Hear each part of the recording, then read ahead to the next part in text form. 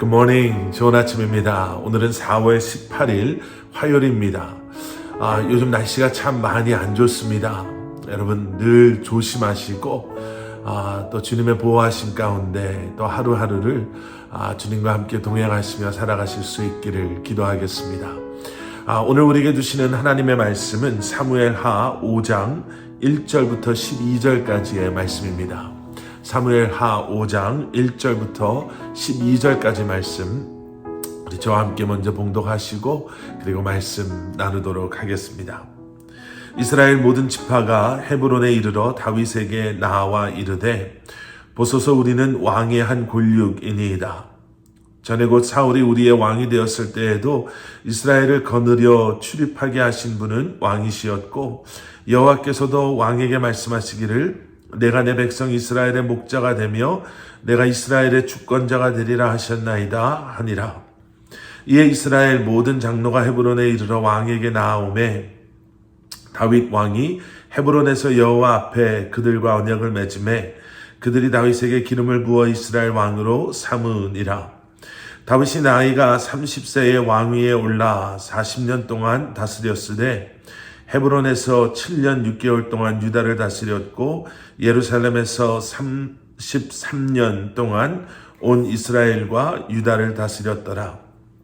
왕과 그의 부하들이 예루살렘으로 가서 그 땅 주민 여부수 사람을 치려하매 그 사람들이 다윗에게 이르되 내가 결코 이리로 들어오지 못하리라. 맹인과 다리 저는 자라도 너를 물리치리라 하니 그들 생각에는 다윗이 이리로 들어오지 못하리라 함이나 다윗이 시온 산성을 빼앗았으니 이는 다윗 성이더라.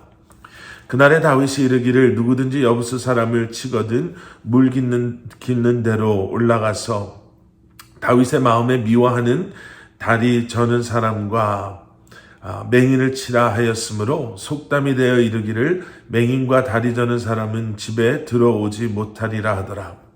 다윗이 그 산성에 살면서 다윗성이라 이름하고 다윗이 밀로에서부터 안으로 성을 둘러싸으니라. 만군의 하나님 여호와께서 함께 계시니 다윗이 점점 강성하여 가니라. 두로왕 히람이 다윗에게 사절들과 백향목과 목수와 석수를 보내매 그들이 다윗을 위하여 집을 지으니 다윗이 여호와께서 자기를 세우사 이스라엘 왕으로 삼으신 것과 그의 백성 이스라엘을 위하여 그 나라를 높이신 것을 알았더라. 아멘. 아멘. 자, 드디어 다윗이 이스라엘의 모든 지파의 왕이 됩니다. 하나님께서 일찍이 사무엘 선지자를 통해서 다윗에게 기름 부어 주셨지요. 하지만 그 이후에 다윗의 삶은 정말 힘들고 어렵고 위험했습니다. 하지만 하나님의 도우심으로 그리고 하나님의 은혜로 먼저는 다윗의 나이 30세에 유다의 왕이 되었고요. 그리고 7년 6개월 후에 다윗이 아마 37살쯤 되었을 때 온 이스라엘의 왕이 된 것입니다. 그리고 이스라엘의 왕이 된 다윗은 여부스 족속이 차지하고 있었던 예루살렘을 이제 빼앗게 됩니다. 그리고 그곳을 다윗성이라 이름하며 이제 그곳에 머물게 되죠.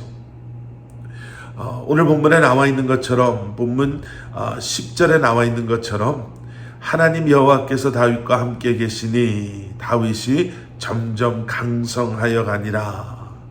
예, 다윗은 점점 하나님의 도우심으로 강성하게 됩니다. 그리고 11절에 보시면요. 그런 다윗에게 두로왕 히람이 사람들과 사절과 또 백향목과 목수와 석수를 보내어서 다윗을 위하여 집을 져주죠. 여러분, 그리고 나서 오늘 보면 마지막이 이렇게 마무리가 됩니다. 12절 다윗의 이러한 고백으로 마무리가 되죠. 다윗이 여호와께서 자기를 세우사 이스라엘 왕으로 삼으신 것과 그의 백성 이스라엘을 위하여 그 나라를 높이신 것을 알았더라.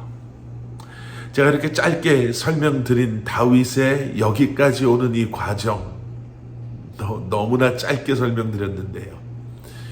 다윗이 이제 온 이스라엘의 왕이 된 후 아마 주마등처럼 자신이 지나온 그 길들, 시간들이 지나가지 않았겠습니까? 자신이 경험했던 것, 자신의 힘들었던 순간, 도망자로 살아야 했던 순간, 그리고 이제 온 이스라엘의 장로들이 그에게 기름 부으며 이스라엘의 왕이 되게 하는 그 순간부터 예루살렘을 차지하고, 그리고 히람이 지어준 자신의 집에서 자신의 삶을 이렇게 돌아봤을 때 다윗의 입에서는 이렇게 고백이 되어진 거예요. 하나님께서 나를 세우셨구나.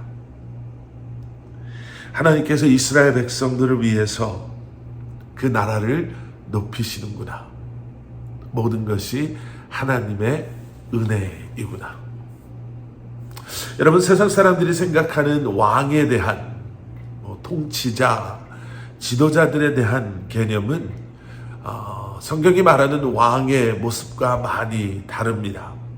세상 사람들이 말하는 왕은 절대 권력을 소유한 자요, 부와 명예를 다 얻은 자요, 세상의 영광을 소유한 사람들이다, 이렇게 이야기하죠. 하지만 성경은 그러한 세상의 왕에 대해서 우리가 이미 묵상하신 사무엘상 8장 18절에서 이렇게 말씀하십니다.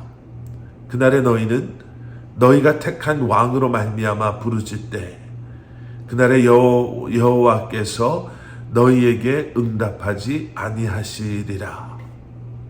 결국에는 너희들이 그렇게 원했던, 부러워했던 세상의 모든 것을 소유하고 이제 너희의 삶을 풍요롭게 해줄 거라고 기대했던 왕으로 말미암아 너희들이 부르짖고 슬퍼하고 애통해 할 것이다 라는 거예요. 세상의 왕이 얼마나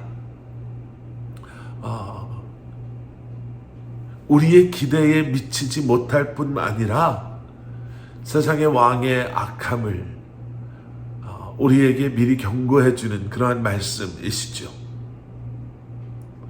하지만 성경에서 말하는 왕, 이 다윗을 세움으로 말미암아 다윗을 이어 이제 우리 구주 예수 그리스도께서 우리의 영원한 왕이 되실 그 왕의 모습을 성경은 뭐라고 말하고 있는가? 여러분, 오늘 본문 2절에 이런 말씀이 있습니다. 마지막 부분입니다. 내가 내 백성 이스라엘의 목자가 되며,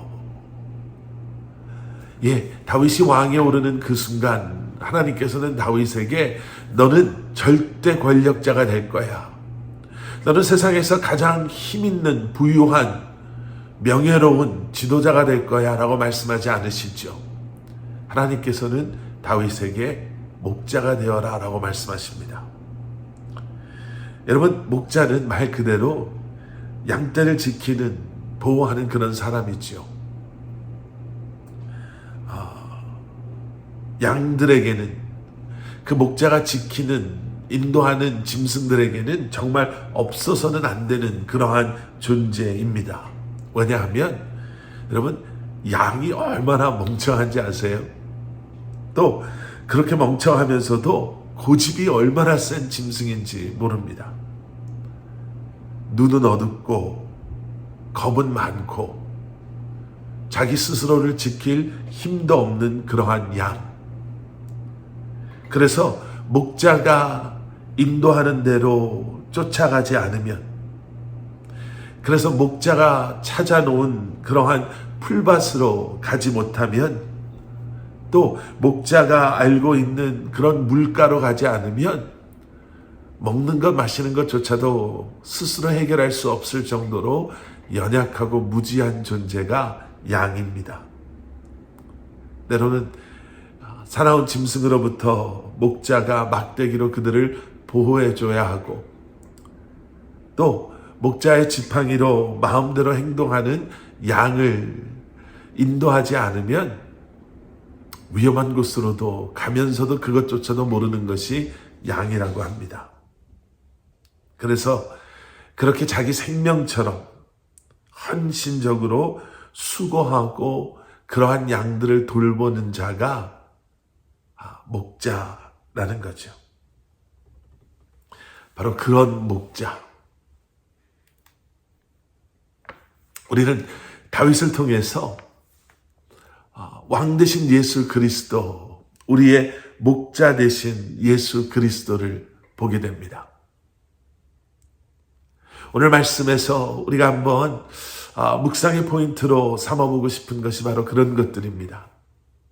12절에 나오는 다윗의 고백을 통해 하나님의 은혜입니다 라는 고백이 비록 왕은 아니지만 여러분, 우리의 삶 가운데서 우리의 삶을 돌아보며 그러한 고백이 저와 여러분들의 고백이 될 수 있기를 기도합니다.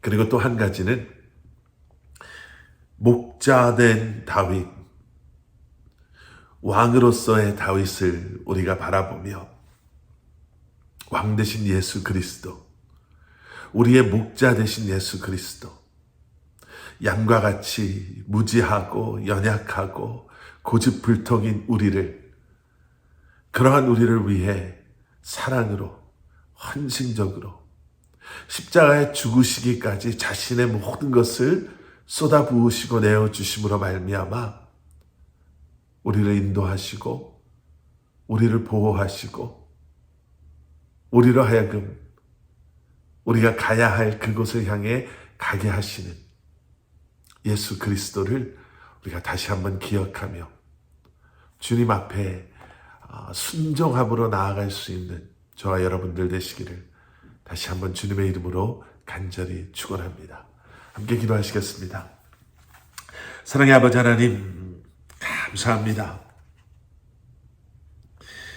정말 우리의 삶을 돌아볼 때 주님의 은혜가 아니었으면 지금 이 시간, 이 순간 우리가 이곳에 있을 수 없음을 다시 한번 기억하며 주님 앞에 감사의 기도를 올려드립니다. 주님의 은혜였습니다. 주님의 사랑이었습니다. 주님의 보호하심이었습니다. 주님의 인도하심이었습니다.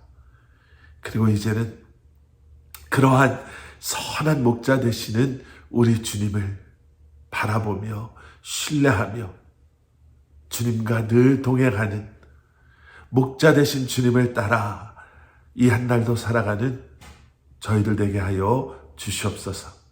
예수 그리스도 이름 받들어 간절히 기도드렸사옵나이다. 아멘.